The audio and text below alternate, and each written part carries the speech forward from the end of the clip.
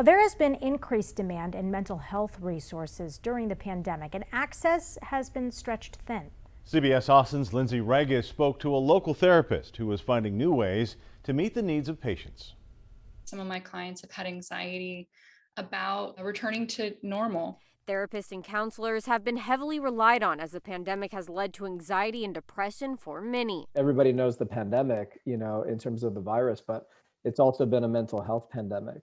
Clinics like ours are just getting crushed with people that are depressed, anxious, lonely, stressed, and not sleeping well. According to the CDC, in late June, 40% of adults reported struggling with mental health or substance use. John Howard, CEO of Presence Wellness Center, says this is the very reason his practice is expanding. One of the things we were already noticing before the pandemic is that when people come in with mental health issues, they often have related health problems, and the coordination between their doctor and their therapist often doesn't happen. Now, mental health professionals and primary care doctors are working under one roof to better treat patients. We're just meeting the demand.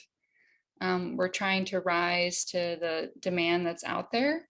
And especially what we do is unique in that we offer primary care, so medicine alongside the psychological services. Howard says merging mental and physical health during a time where more people are struggling was a connection that needed to be made. We talk to people not just about mind-body medicine, but also the health of their relationships at home.